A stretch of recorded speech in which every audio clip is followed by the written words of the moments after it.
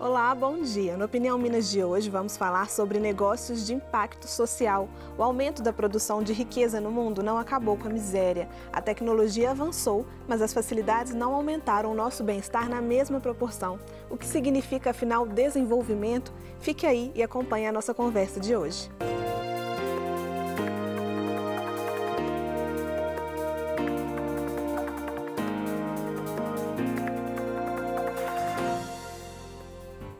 Estamos enfrentando uma crise e tudo que o brasileiro mais quer é que o país cresça e gere empregos. E é justamente neste momento que temos que pensar que tipo de empresas nós queremos. Isso porque não existe mais só aquele modelo antigo de empresa que só pensava no lucro a qualquer custo.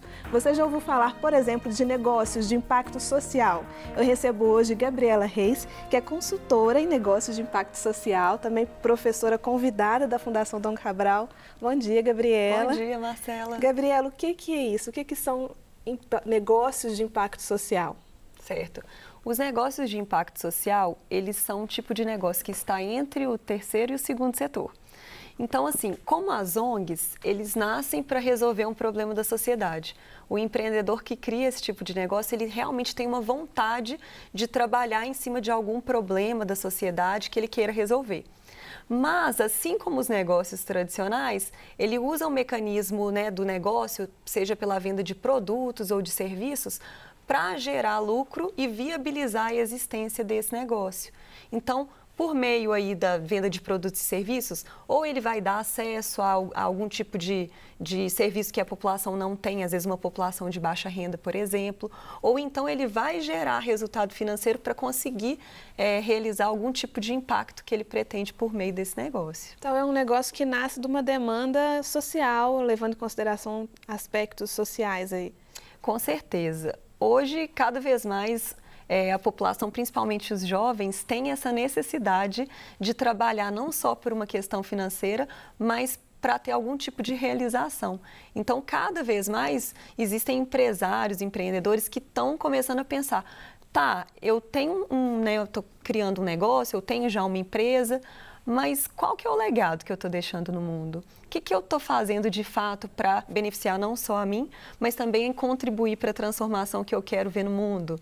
Então, muitas pessoas estão começando a pensar em como atrelar esse resultado financeiro com o resultado de transformação na sua volta, E aí que nascem os negócios de impacto social, ou ambiental também, Bacana. Você citou aí as ONGs, A gente tem várias ONGs muito interessantes, com trabalhos muito sérios, mas tem sempre uma dificuldade de arrecadar fundos, cada vez mais complicado conseguir financiamento para os projetos. O negócio social também melhora, nesse sentido, ele ajuda a um negócio ter esse recurso garantido? Então, sempre vão existir ONGs, Porque tem muitas demandas da sociedade que realmente são para um público que a gente precisa ter, um investimento para ajudá-lo. Mas, realmente, muitas organizações sociais, as ONGs, esse é o nome mais popular, ONG, mas a gente chama até mais de organização social, elas já estão buscando também como que eu posso complementar essa renda que eu tenho, que vem por meio de doações, de algum tipo de recurso que me é dado, para eu também ter alguma autonomia. Então, inclusive, existem muitos programas hoje para ajudar essas ONGs a criarem novos produtos, novos serviços, comercializarem, então complementando, de repente conseguindo manter o básico dos seus custos no dia a dia e recebendo algum tipo de doação ou investimento para ampliar, fazer com que o trabalho delas cresça. Então, esse é um caminho que está acontecendo muito também, porque, de fato, cada vez mais vai ser difícil conseguir recursos, Os recursos têm se reduzido, principalmente quando vem aí de empresas, mas a demanda continua grande, de problemas aí a serem resolvidos. Então, é um caminho possível. Ele não resolve todos os problemas, mas ajuda bastante. Dependendo da demanda daquela comunidade, pode-se pensar numa empresa, Em termos operacionais, como é que o negócio de impacto social funciona? No que ele difere do negócio tradicional? Certo. O negócio de impacto social no Brasil é um negócio como outro qualquer. ele vai caber dentro das mesmas questões legais. Já existem alguns países que têm uma legislação diferenciada, mas no Brasil ainda não. Essa conversa ela já vem acontecendo, mas ainda falta um caminho até se concretizar. Então, é uma empresa normal que vai pagar impostos da mesma forma. É um caminho desafiador, não vou te falar que é simples, porque você vai ter que realmente equilibrar ali um lado social com um lado financeiro. Mas é um caminho possível, porque no mundo e no Brasil a gente tem já muitos casos e estão crescendo assim muito o número de negócios de impactos aqui, o que deixa a gente muito feliz, né? Em termos de pensamento aí desse empreendedor, né? A gente vem de um histórico aí de empresas, de negócios que visam lucro e sempre maximizar esse lucro, crescer cada vez mais. No negócio social é assim também? Tem alguma diferença dessa relação com o lucro? Sim, tem uma diferença. Os negócios tradicionais, como você falou, geralmente o empreendedor que o cria, ele está pensando em lá no fim ter um lucro que esse é o objetivo principal, né, de todo negócio, lucrar. Então, no negócio de impacto social, esse lucro, ele é muitas vezes empregado no próprio negócio para que ele possa crescer, expandir, atender mais pessoas que precisam, promover mais transformação na sociedade. Então, existem casos diferentes. Tem casos em que o empreendedor, ele vai ter o prolabore, que é o salário dele, né, por estar ali realizando um trabalho no dia a dia de gestão, às vezes até de operação nessa empresa, mas muitas vezes o lucro é 100% reinvestido para esse negócio crescer. Então, o que sobra, né, fez todas as vendas de produtos ou serviços, pagou todos os custos, inclusive o prolabore do empreendedor. O que sobra é o lucro. Esse lucro, muitas vezes, ele é reinvestido, então, para o negócio crescer.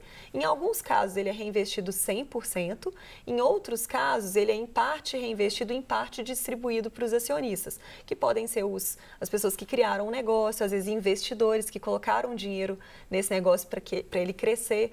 Hoje, inclusive, existem muitos investidores sociais, investidores de impacto, que estão apostando nesse tipo de empresa, porque os clientes eles vão buscar cada vez mais empresas que, além de entregarem um produto ou um serviço de qualidade bom, que também seja uma empresa que gere algum tipo de resultado para a sociedade. Mas você acha que essa consciência já está mudando nos clientes também? Quem recebe os produtos, os serviços, a pessoa já busca uma empresa mais ligada a questões sociais, mais equilibrada? Hoje já tem várias pesquisas que mostram que sim e que isso vai crescer cada vez mais, principalmente por essa característica do jovem, que hoje busca muito propósito. E no momento de redes sociais, a gente tem acesso a toda a informação. Então, hoje a gente sabe quais são as empresas que, de repente, estão utilizando de trabalho escravo, as empresas que estão fazendo exploração de trabalho infantil, ou que estão usando recursos animais de uma forma inadequada. Então, hoje isso chega muito fácil para todo mundo e isso cada vez tem sido mais disseminado. Sendo mais disseminada, a consciência das pessoas amplia, porque antes às vezes não sabiam, nunca tinham pensado nisso, e aí começam a pensar, opa, eu posso comprar de uma empresa que não faz isso. E esse movimento, né, de uma consciência maior, de um interesse maior por esse assunto, tem crescido e é demonstrado por pesquisas, né? Então, assim, hoje já é sentido, mas cada vez mais isso será uma demanda dos clientes. Porque hoje, se você pensar serviços e produtos de qualidade, a gente tem em todo lado, porque isso é o mínimo que hoje a população espera, né, quando vai consumir de uma empresa. Então, é um diferencial. Uhum. Exatamente. E o que essa ideia ou essa empresa tem que ter para ser considerada de impacto social? Que pontos que ela tem que respeitar, o que ela não pode fazer? Certo. Para ser considerada de fato uma empresa de impacto social, ela tem que mostrar resultado social, ambiental, né? Então, geralmente o empreendedor, ele constrói o que a gente chama de teoria da mudança, que é o que ele quer transformar na sociedade, qual que é o problema ou riqueza que ele quer aproveitar, e aí o impacto que ele pretende promover, e aí ele cria de fato metas e estrutura formas de mensurar.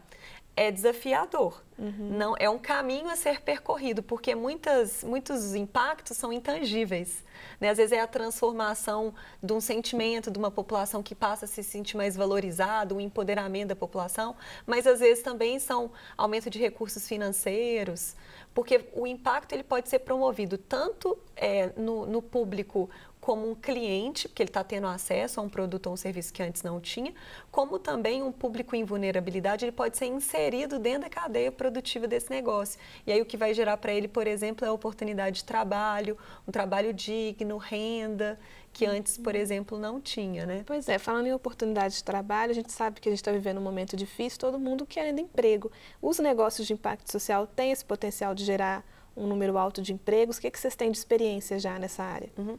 É como outras empresas, né? Assim, o potencial é o mesmo, vai depender muito do negócio, do modelo de negócio que aquele empreendedor assume, do mercado em que ele está. Isso varia, é mais ou menos a mesma coisa. A grande diferença é que um negócio de impacto, ele geralmente vai pensar em como beneficiar a sociedade. Então, como eu falei, de repente ele vai pensar quem hoje na sociedade tem dificuldade de ter acesso a um emprego. Será que eu posso abrir oportunidades dentro da minha organização para essas pessoas que hoje não têm acesso? Pois é, tem uma relação diferente entre, ou se espera que se tenha uma relação diferente com os funcionários dessa empresa de impacto social? Isso também é um ponto importante para o negócio que está começando? Outra visão com o trabalhador? Com certeza. É claro que o trabalhador ele vai ser demandado a fazer um trabalho de qualidade, né, ter uma responsabilidade como todo negócio, né, porque para o negócio crescer ele precisa ter bons funcionários, com certeza. Mas, ao mesmo tempo, vai se olhar, ao buscar funcionários, o que eu posso olhar que vá além do currículo tradicional, que vá além das oportunidades que as pessoas mais favorecidas que têm? Então, assim, é buscado, às vezes, olhar para um potencial diferente. Por exemplo, existem negócios aqui em Belo Horizonte que já estão pensando em empregar pessoas que estavam antes no sistema prisional e hoje tem muita dificuldade de entrar no mercado de trabalho novamente. Então, estão olhando para além de um passado que foi um passado de estar dentro da prisão. Ou então, por exemplo, abrindo oportunidades para pessoas trans que sofrem muito preconceito na sociedade. Hoje a gente tem números que são assustadores, que, por exemplo, mulheres trans, a maioria acaba indo para a prostituição por falta de oportunidade no mercado tradicional. E às vezes por falta também de conhecimento, que acaba deixando a escola por sofrer muito preconceito. Então já existem em BH, por exemplo, empresas olhando como que eu posso trazer uma pessoa trans para trabalhar no meu negócio. São exemplos bacanas, né, Gabriela? A gente vai trazer, inclusive, um exemplo no próximo bloco de um empreendedor social. Fique aí com a gente. Se você tiver pergunta, manda para as nossas redes sociais. Até daqui a pouco.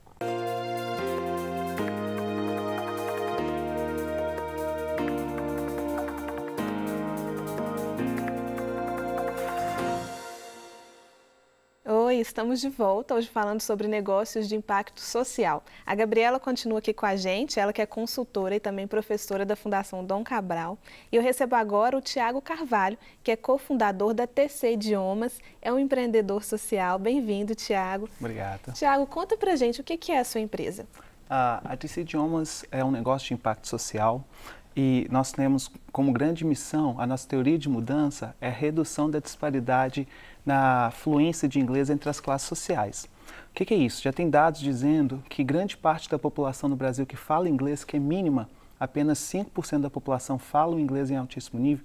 O Brasil ranqueia há décadas como um dos piores países em termos de proficiência. Então, grande parte de quem fala está no topo da pirâmide social. Quando você vai analisar, e já tem estudos que mostram isso, os indivíduos não têm acesso por dois fatores principais. O primeiro, a ineficiência pública. O poder público promove a acessibilidade, mas extremamente ineficiente na promoção. Os alunos estudam em 3, 4 anos e não aprendem nada, em termos de segunda língua, tá? Quando você vai para o meio privado, existem escolas de inglês a cada esquina, vamos dizer assim, só que os preços são muito caros. Então, esse sistema todo coloca grande parte da população fora o acesso. E a gente vem resolver esse problema. É dar acessibilidade ao ensino de inglês de qualidade para a base da pirâmide social. Então, a ideia do negócio é oferecer esse curso de inglês a um preço mais barato. O que nós falamos é o preço que cabe no bolso do indivíduo. Então, e que vai gerar resultados para ele também. Mas é um preço único ou vocês adaptam a cada pessoa? Como que funciona? Nós temos uma política muito interessante. Nós falamos lá na TC que quem quer estudar, estuda na TC. Nós temos exemplos gigantescos. Nós temos os preços fixos, que são R$ 99,00, com material didático já incluso. É 3 vezes mais barato que o mercado. Mas aquele indivíduo que chega e fala, olha, eu ainda não consigo pagar os R$ 99. Então nós fazemos uma análise socioeconômica e a partir daí ele vai pagar aquilo que couber no bolso dele. É muito interessante que nós fazemos assim, olha, você no primeiro semestre você vai pagar X. No próximo semestre você pode ser empregado, ou um outro membro pode ser empregado também. Aí o seu poder de compra vai aumentar e você vai poder pagar aquilo que o preço praticado. E essa bolsa reveste para um outro indivíduo. E assim nós vamos fazendo um ciclo sustentável. Bacana. Isso é uma tendência, Gabriela, nos negócios, essa análise mais individualizada do cliente, de quem está recebendo aquele serviço? Acho que depende muito. Claro que hoje a gente vê realidades muito diferentes, então principalmente para os negócios talvez menores, é mais possível fazer essa análise, mas varia, eu não diria que seja hoje uma tendência, não. Depende, né? Depende. O Thiago está inovando aí nesse sentido. Sim. Eu acho porque o empreendedor social ele já vem com um propósito muito definido. E nós acreditamos muito com o inglês sendo uma ferramenta de transformação social. Então nós temos isso. Como mudou a minha vida, mudou a vida da Camila, cofundadora também, nós queremos mudar a vida da sociedade. Então aquele que vem falando, poxa, eu quero fazer, por que não fazer então? E não necessariamente ele vai ter que ser um bolsista 100%. Às vezes ele não consegue pagar os R$99, mas ele consegue pagar R$60 por mês. Nós tivemos casos. Também tivemos casos de pessoas que foram 100% bolsistas durante um semestre só. O pai estava desempregado, a mãe com câncer, não conseguia realmente pagar. Ficou um semestre, passou todo um processo, o pai voltou a ser empregado e falou, não, a partir daí agora eu consigo pagar e essa bolsa foi revertida. Então, assim, é um propósito nosso, é um valor nosso e que nós aplicamos diariamente lá. Bacana. E, Thiago, você teve dificuldade para abrir essa empresa, para conseguir dinheiro para investir? Como é que foi esse processo? Sim, empreender no Brasil é muito difícil. As linhas de financiamento são muito limitadas, existe uma burocracia muito grande. Hoje, para abrir uma empresa pequena, ela é muito simples, né? Quando você vai pelo e-mail, você estuda um pouquinho, é bem mais simplório, pela internet você consegue fazer. Então, abrir não é o problema, o negócio é a gestão e a sustentabilidade dela que é o grande problema, né? Ainda mais como nós falamos num setor novo, que é o 2,5, né, Gabi? Que você tem todos os ônus de uma empresa normal, né? Você não tem benefício nenhum fiscal, né? Você paga todos os tributos normais, só que você tem que ter toda uma postura diferente dessa empresa, desse setor, de uma empresa puramente capitalista que visa o lucro puramente, né? Então, assim, isso tudo gera uma dificuldade dia a dia gigantesca para você gerar fluxo de caixa, para você fazer a sua venda, porque as suas margens são muito menores, né? Então, margens menores quer dizer que você vai ter aí uma carga tributária, né? Tão maior, tanto quanto a de uma empresa normal, né? Mas você vai ter uma dificuldade de poder pagar maior. Então, você tem que inovar e criar a todo momento para você conseguir gerar sustentabilidade. Gabriela, você mencionou que alguns países já têm políticas diferenciadas para essas empresas. Sim. Quais são essas políticas? Tem algum exemplo bacana que a gente poderia replicar aqui no Brasil? Geralmente são taxações diferentes, né? Então, varia muito de país para país. O que acontece é que hoje no Brasil já existe um comitê pensando nisso, mas a gente precisa também ver os pormenores de cada estado, vamos dizer assim, né? Então, assim, um exemplo eu não saberia te dizer agora, porque para a realidade nossa... Mas seria, por exemplo, relacionado à taxação, sim, facilidades nesse sentido? Às vezes acesso a, por exemplo, licitações com algum tipo de privilégio, por exemplo. Então, aí que entra a grande discussão, porque as empresas tradicionais não querem muito que esse espaço exista, né? Porque senão existe um favorecimento. Tem dois pontos que o Thiago falou que eu acho que vale a pena ressaltar, Marcela. Primeiro, ele fala assim, eu e a Camila, que é a outra fundadora, a gente tem um desejo muito forte de fazer com que outras pessoas tenham atinjam o mesmo benefício que a gente teve com o aprendizado do inglês. O propósito no empreendedor social é muito forte. Para além do desejo do resultado financeiro, eles queriam dar a mesma oportunidade que eles tiveram para outras pessoas. Isso é muito interessante, é bem típico de empreendedor social. Tem uma questão afetiva com aquela empresa, exatamente, né? E outro ponto que ele falou também, que eu acho interessante ressaltar, é que para alguns ele cobra o valor inteiro e para outros ele dá a bolsa. Como que ele faz com que isso seja viável? A gente chama de subsídio cruzado. Uma pessoa que paga o valor integral acaba viabilizando um valor de bolsa de outro. Ele já faz um cálculo, né, Tiago, dentro do seu negócio? Isso. Você pode até explicar melhor. Isso, nós temos um limite de bolsas, né, porque nós também somos um negócio e precisamos gerar sustentabilidade. Isso, a sustentabilidade financeira que vai dar longevidade para o nosso projeto, né? Então nós temos um limite e a partir daí faça um cálculo e aí a partir das demandas nós vamos chegar até onde nós conseguimos, né? Mas nós já tentamos de tudo. Por exemplo, nós tivemos um caso onde que nós ligamos para amigos falando assim, é possível você subsidiar um aluno tal, a nossa participação vai ser essa, por exemplo, com material didático, e você entra com isso, aquilo. Então nós vamos também criando e buscando todas as formas possíveis para que aquele indivíduo tenha acesso à educação que ele tanto quer, que ele tanto busca. Como se fosse um serviço de apadrinhamento? Isso. Legal. Legal. Em termos de lucro, né, você consegue se manter hoje com essa empresa? Como que é a sua realidade enquanto cofundador da empresa? Sim, a TC ela é sustentável já financeiramente. Nós temos o nosso Prolabore, né, e todo o lucro que nós estamos fechando dentro desse período, parte ele vai ser reinvestido no negócio e parte ele vai ser colocado à parte, porque, mais uma vez, nós pagamos todos os tributos do que uma organização normal. Por exemplo, se um colaborador tem que ser mandado embora, você tem que pagar todos os direitos, né? E é justo. Então, o negócio ele tem que estar preparado financeiramente para poder ter esse tipo de surpresa, né? Então, essa é a nossa lógica. Nós temos um Prolabore, respeitamos ele, e a partir daí o lucro final ele é parte reinvestido em termos de infraestrutura, inovação em termos material didático, né, tecnológicos, capital intelectual, cursos de formação também para os cofundadores, e a outra parte vira reserva mesmo. E qual que é o tamanho da sua empresa hoje? Vocês já empregam outras pessoas? Quantos alunos mais ou menos? Sim, nós temos já em torno de 230 alunos. Nossa meta é chegarmos a 300 alunos, é bem legal. Operamos apenas há 2 anos e meio, então nosso crescimento orgânico muito, muito bacana.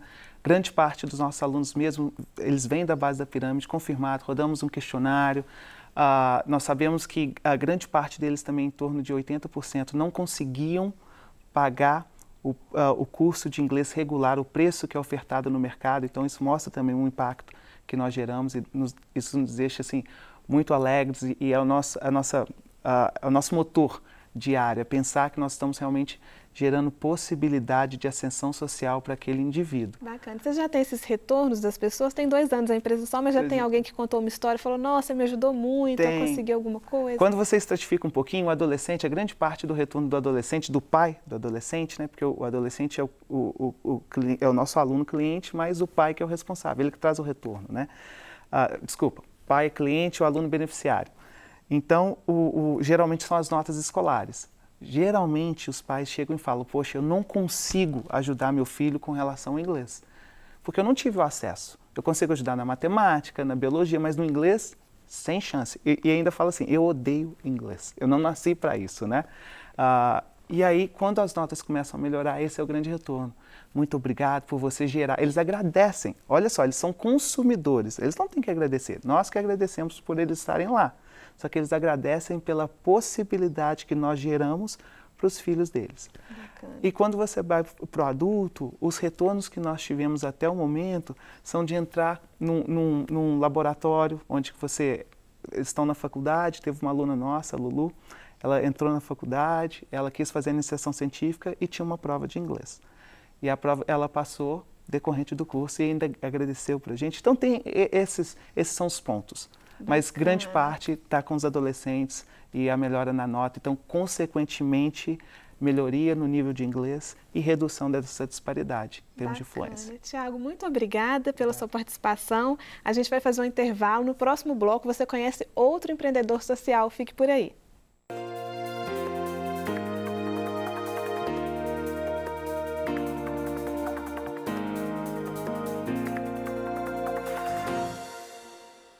Estamos de volta com o Opinião Minas. Hoje a nossa conversa é sobre negócios de impacto social.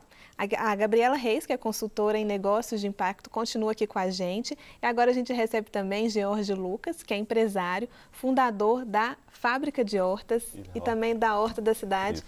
As duas são empresas de negócios de impacto social. Conta pra gente o que são esses negócios, George. Sim, eu comecei com a Fábrica de Hortas, eu trabalhava com jardinagem e vi a demanda que as pessoas queriam ter a horta em casa. Então comecei a produzir as mudas, os insumos orgânicos, para a pessoa ter essa responsabilidade com o próprio alimento. E aí foi criada a Fábrica de Hortas, há 4 anos atrás. No ano passado surgiu a demanda também de eu criar a Horta da Cidade, que a gente pega terrenos vagos na cidade, aluga esses terrenos vagos e transforma em hortas sustentáveis. Que além de a gente produzir hortaliças sem agrotóxicos, sem nenhum insumo químico, a gente faz reciclagem de resíduos orgânicos, que eles são o próprio adubo que a gente usa na horta. Bacana. Na Fábrica de Hortas, então, você percebeu essa vontade que as pessoas tinham de ter uma planta, mas às vezes não sabia como? Sim, é exatamente isso. Ou a pessoa não tinha espaço, ou não tinha tempo para cuidar. Então, existe essa dificuldade na cidade de ter sua hortinha. Você falou um termo legal, é responsabilidade alimentar, né? Isso. É uma coisa que a gente perdeu. Isso, exatamente. Hoje tudo é processado, vem do supermercado, então a gente esqueceu que isso, nos centros urbanos, a gente esqueceu dessas origens, né? Que antigamente todo mundo tinha sua hortinha em casa, então a gente foi se perdendo isso nos centros urbanos. E aí você está ajudando a resgatar. Isso, exatamente. Bacana. E o que você percebe dos clientes? Eles realmente se interessam, começam a cultivar e continuam com isso? Sim, nossa, tem cliente meu que começou com uma plantinha, hoje em dia fala que virou uma selva o apartamento, assim. Então tem todos os estilos de cliente. Tem gente que planta todo o alimento que consome, porque não tem a garantia no supermercado que os alimentos são livres de agrotóxicos, então eles se garantem sabendo a procedência, que é plantar o alimento. Né? Uhum. E como é que funciona, Jorge? O cliente vai lá e compra uma muda, tem algum tipo de assistência técnica? Como que é o negócio em si? Então, a gente além de oferecer, a gente oferece uma barraca no centro, um programa da prefeitura de agricultura familiar. Então, na Rua Tupis, ali, até da igreja de São José, a gente tem uma barraca que oferece as mudas. E na nossa loja, que é no Santa Lúcia. Lá a gente oferece cursos e oficinas também, para a pessoa aprender um pouco mais sobre o cultivo de horta, né? E a Horta da Cidade, são 2 hortas urbanas que a gente tem, uma no Santa Lúcia e outra no Buritis, que para as pessoas já consumir o alimento já pronto, né? Uhum. Então são 2 possibilidades, a pessoa Sim. pode comprar a mudinha e você fazer um dos cursos para aprender a cultivar, ou já pode comprar o alimento sem agrotóxico. Isso. Gabriela, muito a ver com o que você estava falando, as demandas estão mudando, o alimento sem agrotóxico hoje é uma grande demanda também. É verdade. E é interessante porque, olhando o modelo de negócio dele, ele trabalha o impacto de várias formas. Primeiro com o consumidor final, que ele gera a possibilidade das pessoas consumirem um alimento de maior qualidade, como clientes, né, que vão lá e compram, seja a muda ou seja o alface já lá prontinho para consumir. Mas, ao mesmo tempo, ele também tem uma preocupação de inserir pessoas dentro da cadeia, pessoas que precisam. Então, eles têm os tecelões, né, que é um em cada horta, né, George? Isso, os agricultores, né? Os agricultores. Um em cada horta, que é uma forma de renda para eles também, né? Que eles que estão trabalhando, e eles são os agricultores que plantam, que atendem os clientes. Então, a gente também tem essa questão de empregabilidade. Quantos funcionários que você tem hoje? Hoje, na horta, são 2. São 2, são 2 hortas. São 2 hortas, uma em cada horta. E a Fábrica de Hortas, meus pais que são os produtores das mudas. Então, uma complementa a outra, né? E é legal, o que eu acho muito interessante do negócio do George, é que além dele vender hortaliça, tem uma coisa que é uma super inovação que ele não comentou, que ele também vende um serviço de assinatura, em que as pessoas colocam todos os resíduos orgânicos que produzem em casa, por exemplo, uma casca de banana, um resto de algum alimento que foi fazer uma salada e sobrou, ele recolhe isso e usa lá na horta. Então, a pessoa consegue destinar o alimento orgânico de uma forma mais adequada. Tem muita gente já preocupada com isso hoje, né? Bacana. E você recolhe na casa das pessoas? Como Sim, funciona? A gente faz essa entrega de hortaliça que a gente faz uma logística reversa que recolhe o resíduo também. Então, a nossa ideia é a quebrança de paradigma, tanto da produção, né, que hoje em dia a produção é toda convencional, é feita com insumos químicos, quanto a questão de consumo, que hoje em dia o nosso lixo é simplesmente descartado em aterros, poluindo, né, o ambiente. Então, a gente tenta fechar esse ciclo sustentável, que tanto de produção quanto de consumo. Bacana. Jorge, muita gente que quer comer alimentos orgânicos, né, quer ter uma alimentação mais saudável, mas acha caro, né, não consegue encontrar esses produtos a um preço acessível. Você conseguiu colocar um preço acessível nos seus produtos? Sim, a gente consegue. Lá funciona como um clube de plantio, as pessoas pagam um valor de R$20 para participar do clube e todos os alimentos da horta a gente vende por R$3. É assim que a gente consegue a sustentabilidade financeira, para pagar os funcionários, pagar o nosso prolabore e pagar até o aluguel do lote. E a nossa ideia, o lucro dessas hortas é gerar mais hortas para a cidade. Então a pessoa paga como se fosse uma mensalidade. Isso. E aí ela tem o direito de comprar o que ela quiser por R$3. Isso, que é um preço mais acessível. São novos esquemas, né, Gabriela? Dá para ter criatividade e pensar em coisas assim, né? Às vezes quem está com uma ideia em casa pode pensar um diferencial para começar a funcionar. Tem até uma frase do criador do termo de empreendedorismo social, que é o Bill Drayton, que ele fala o seguinte, que o diferencial dos empreendedores, né, dos empreendedores sociais, é que eles querem transformar a forma como as coisas acontecem. Ele não quer dar o peixe e nem ensinar a pescar, ele quer revolucionar a indústria da pesca. Quer dizer, pensar em formas totalmente diferentes, inovadoras, porque não dá para a gente resolver os problemas usando as mesmas soluções de sempre. Tem que pensar em coisa nova, né, que é o que o George está fazendo. Então, se a pessoa está querendo, enfim, ser empreendedora, pensar um negócio, ela pode também fazer esse exercício de pensar novos caminhos. O que pode ajudar a começar quem está com uma ideia e quer tornar isso um negócio de impacto social? Eu acho que a primeira coisa é pensar qual é o problema ou a riqueza que você observa na sociedade que você gostaria de trabalhar. E aí investigar isso a fundo. Muitas vezes a gente olha para algum problema da sociedade, mas é um problema distante de você. E às vezes as soluções que você vai trazer não são soluções que são realmente, que fazem alguma diferença. Então, a primeira coisa, investigue o problema que você quer transformar.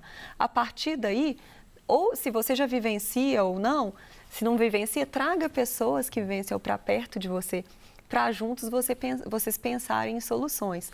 Hoje já existe muito material sobre esse assunto na internet, tem já muitos programas que ajudam os empreendedores a criarem ideias em cima desses problemas sociais, né? Então, o principal é realmente pensar o que eu posso criar de valor para quem está vivendo esse problema. Pode ser um caminho de dar acesso a um produto ou serviço de qualidade a um preço mais que cabe no orçamento, como o Thiago tinha comentado. Pode ser, de repente, criar oportunidades para pessoas em situação de vulnerabilidade. Às vezes é um negócio que aparentemente é um negócio normal, mas que ele gera ali acesso para quem antes não tinha, né? Ou então até uma mistura das duas coisas, que seria inclusive o ideal, né? Então, existem várias possibilidades e hoje já tem muito conteúdo aí para acessar. Quem já tem um negócio pode transformá-lo num negócio de impacto social com algumas mudanças? Varia, mas se ele não conseguir transformar, porque às vezes ele ainda está direcionado por uma questão do lucro, né, como primeiro lugar, ele pode pelo menos começar a pensar como ele pode ser um negócio mais consciente. Hoje existe inclusive uma linha do capitalismo consciente, que são essas empresas ou empreendedores que querem começar a promover, não só não promover impacto negativo, mas começar a promover impacto positivo com ações como essas. E existe inclusive hoje em dia uma certificação para verificar quais são as empresas que realmente estão sendo empresas melhores para o mundo. É porque o discurso muitas têm, né? Tem que olhar a fundo. Tem que comprovar. E essa relação com o cliente? Seus clientes te dão algum retorno, Jorge? Como é que é isso? Não, é muito bom, porque todo mundo vê a qualidade do alimento, né? Que faz a diferença na vida mesmo. E a questão dos resíduos também. Todo mundo vê a diferença que faz você fazer uma reciclagem de resíduos. Fazer uma separação, você consegue ver a quantidade de resíduos que você produz na sua casa e assim consegue diminuir o desperdício desses alimentos. Mudando a consciência aos pouquinhos, né? Exatamente. Porque o problema às vezes é grande, né, Gabriela? Mas pensar num pontozinho pode ser o pontapé. O grande problema é que a maioria de nós coloca a resolução dos nossos problemas para o governo ou para os grandes empresários. É claro que eles têm responsabilidade, mas o que cada um de nós pode fazer para fazer a diferença que a gente quer ver no mundo? Qual que é a transformação que a gente quer? A gente também precisa colaborar para ser mais rápido, para essa mudança acontecer mais rápido, né? Então, por exemplo, ser um cliente, por exemplo, como um cliente do George, você já está fazendo a sua parte, né? Por exemplo, fui lá, fiz uma oficina com ele de compostagem. Hoje eu tenho uma composteira na minha casa, né? Que é um equipamento lá, muito simples, mas que tem as minhocas, e aí como eu moro longe da horta dele, eu que coloco lá minha casca de banana, os alimentos e já vou diminuindo o lixo que vai para o aterro. Então, assim, são coisas que dão um pequeno trabalho para a gente, mas é um esforço que a gente precisa fazer. São várias coisinhas que a gente pode se comprometer para mudar a nossa sociedade, né? Bacana. Jorge, desde quando você começou até agora, o negócio já cresceu? Como é que você encara o crescimento do negócio? Assim? O que você deseja? A gente começou com uma horta no Santa Lúcia, hoje em dia já são duas. Temos no Santa Lúcia e no Buritis. A nossa ideia é expandir mesmo essas hortas sustentáveis pela cidade. Chegar aí a 10, 15 hortas da cidade aí. E vocês alugam os lotes? Esses lotes estavam para aluguel? Foi uma coisa que você teve que correr atrás também? No primeiro, sim. Depois já começou a surgir terrenos para a gente começar a fazer esse plantio. Então, o lote hoje em dia vago para o proprietário é um problema. Porque infestação de bichos, né, doenças, e ainda tem a manutenção dele. Então, a gente consegue diminuir esse custo para o proprietário fazendo um projeto legal para a comunidade em geral, assim. Tá certo, Gabriela. A gente está quase encerrando. Queria que você deixasse um recado para quem sentiu uma vontade aí de começar, o que tem que pensar, como dar o primeiro passo.